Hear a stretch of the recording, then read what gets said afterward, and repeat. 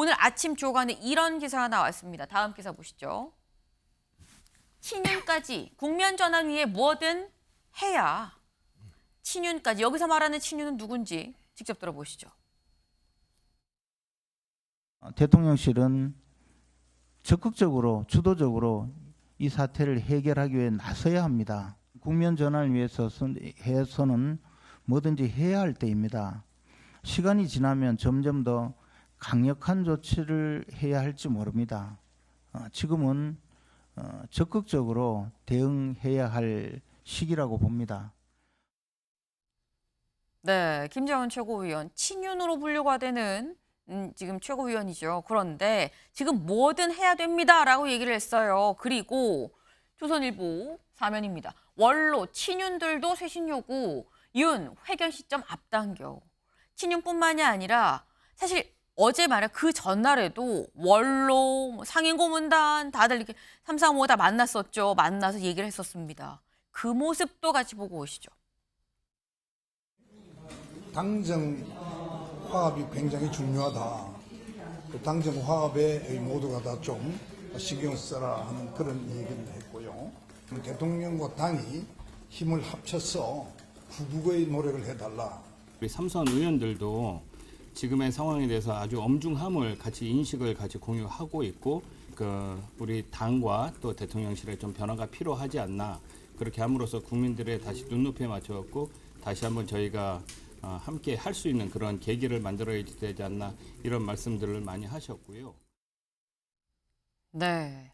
지금 일단 뭐 친윤, 친한 이런 거 가리지 않고 지금 여권에서 다들 뭔가 그래도 지금 해야 됩니다. 쇄신해야 될 것 같습니다라는 얘기가 올라갔기 때문이 아니겠느냐라는 게 지금 오늘자 이제 조간에 뭐 지금 기사에서 지금 약간 느껴지는 내용들입니다. 근데 윤주진 위원님, 아까 말씀이 이렇게 결단을 한 게 윤 대통령 어떤 스타일상 쭉 하나로 밀고 가다가 결단 바꿔 해서 나오는 것 같다라고 말씀하셨는데 사실 그 이전에 어제 뭐 삼선 의원들 모임도 있었고 하지만 그 전날에 또 뭐 정의화 전 국회의장을 포함해서 다른 이 원로들이 또 모인 것도 있었고요.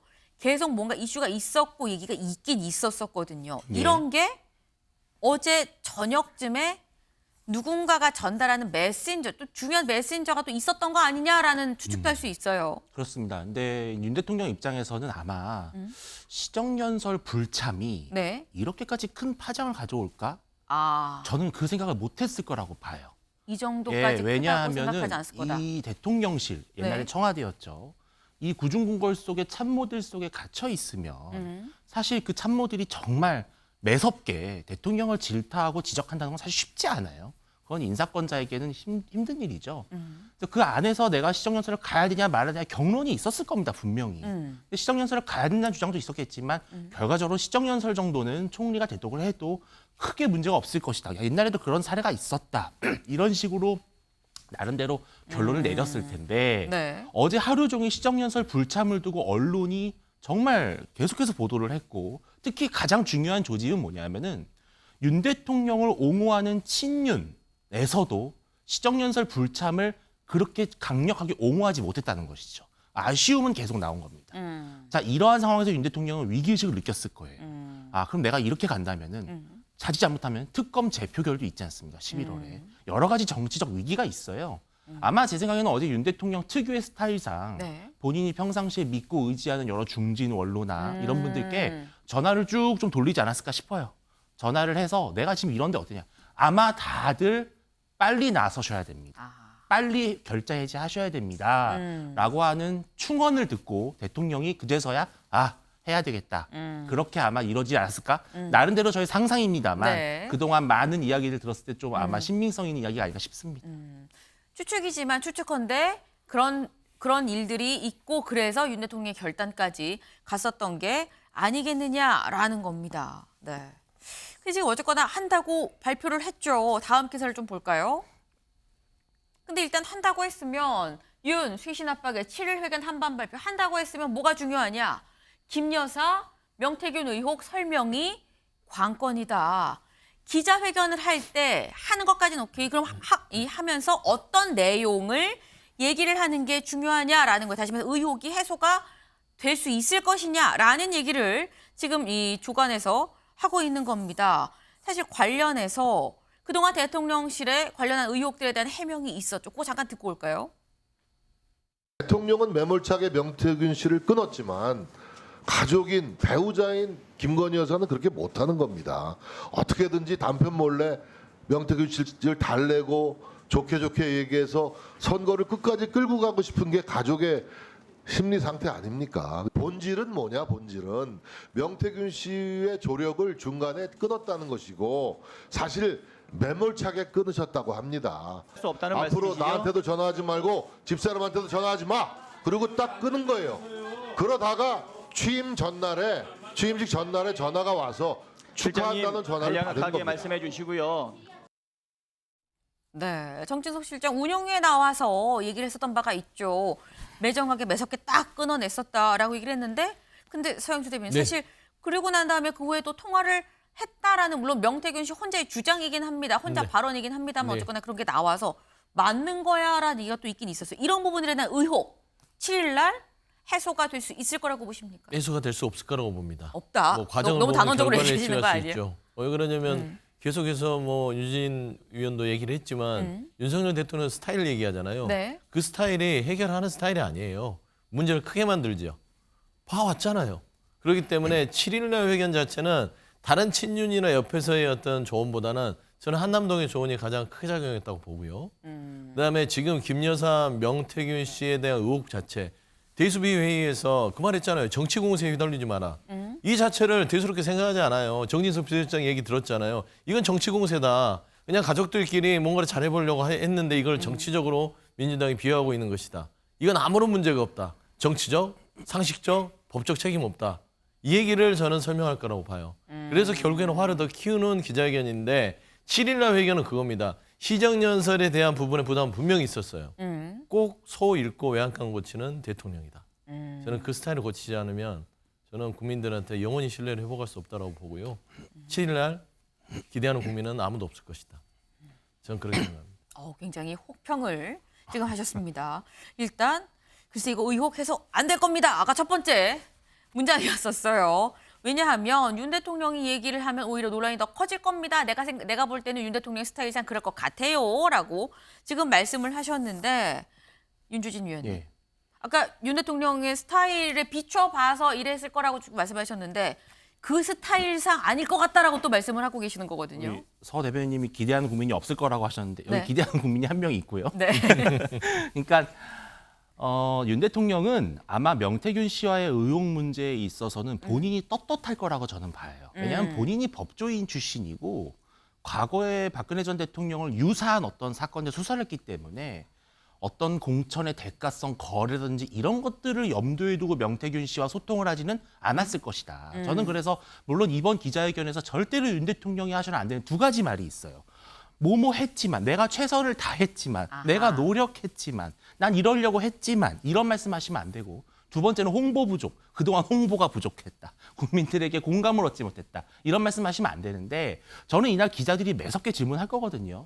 명태균 씨 언제 만났냐?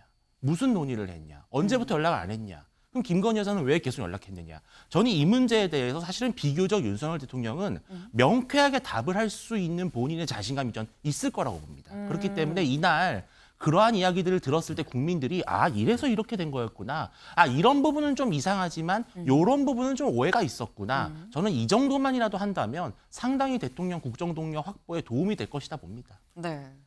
지금 사실 서영주 대변인께서 손을 살짝 또 드셨어요. 네. 잠깐만요. 네. 왜냐하면 아마 이 말씀을 하시려는 게 아닌가라는 생각을 드는데 사실 윤 대통령이 그 이전에 뭐 김 여사 관련한 어떤 논란이나 의혹들에 대해 해명을 했었던 적이 있죠. 그때 윤 대통령의 발언을 잠깐 듣고 오겠습니다.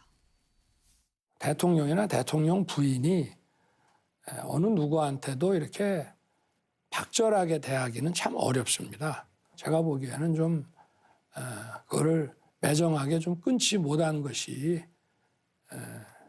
좀 어떤 문제라는 문제고 좀 아쉽지 않았나 생각이 되는데 제 아내의 그 현명하지 못한 처신으로 국민들께 걱정 끼쳐드린 부분에 대해서 사과를 드리고 있습니다. 네. 윤 대통령이 이전에 김 여사 의혹 혹은 논란 관련해서 얘기를 했었던 그런 부분들이었죠. 뭐 기자회견 때, 뭐 이렇게 신년 기자회견 때 했었던 얘기들인데 서영주 대변인님, 네. 저 얘기하시렸던 거 아니었나 싶어요. 네, 맞습니다. 이거 제가 여러 가지로 이제 취재를 해본 결과 네. 대통령이 이 7일날 회견을 결정하는 사안에서는 김건희 여사에 대한 여러 가지의 논의도 있었을 것으로 알고 있어요. 이 취재 시점에서. 결과입니까? 네, 뭐 여러 가지 정보를 취합한 결과예요. 네. 그러니까 저는 이제 국민들이 기대를 안 했다고 제가 단호하게 얘기했던 것들은 박절하지 못해서 현명하지 못한 처사 이 수준보다는 조금 더 앞선 김건희 여사에 대한 어떤 여러 가지 결과를 적어서 나올 것인데 이게 국민들 눈높이는 안 맞는 결정일 거예요. 제가 아마 이럴 공산이 커요. 여러 가지 종합하면 김건희 여사에 대한 영부인 활동의 잠정 중단 정도를 국민들한테 얘기할 공산이 큽니다.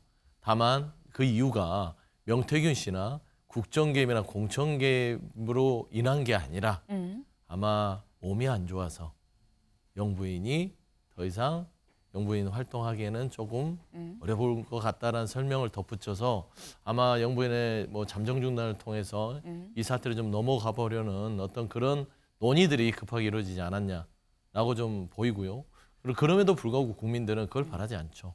뭐냐면 영부인이라 하더라도 국민들과 똑같이 책임져야 될 일은 사법적인 처리, 법적 책임, 정치적 책임이 해야 될 것이고 김건희 여사가 본인의 문제에 대해서는 언제까지 남편인 대통령이 대리사과를 해야 되죠. 저는 그런 부분도 해결이 안 되면 7일 날 어떤 얘기를 하더라도 국민들이 납득하지 못할 것이다. 네, 그렇게 말씀드립니다. 네, 지금 소영주 대변인께서는 이제 자체 정보 취합이에요. 자체 취재에 따르면 아마도라는 말씀이신 건데 뭐 좀 이렇게 좀 두루뭉술하게 대략적인 김 여사를 대신해서의 어떤 사과 정도는 할 텐데 그걸로 민심이 다독여지지 않을 거다, 의혹이 해소되지 않을 것 같다라는 자체 취재 결과를 포함한 생각을 또 말씀해 주셨는데 오는 7일이죠. 네, 7일 날 윤 대통령이 얼마나 의혹을 확실하게 해소를 해소를 할 수 있을 것이냐 여부가 아마도 논란이 더 커질지 잦아들지 여부에 가늠자가 되지 않겠나라는 생각을 좀 해봅니다. 다음 키워드 가볼까요?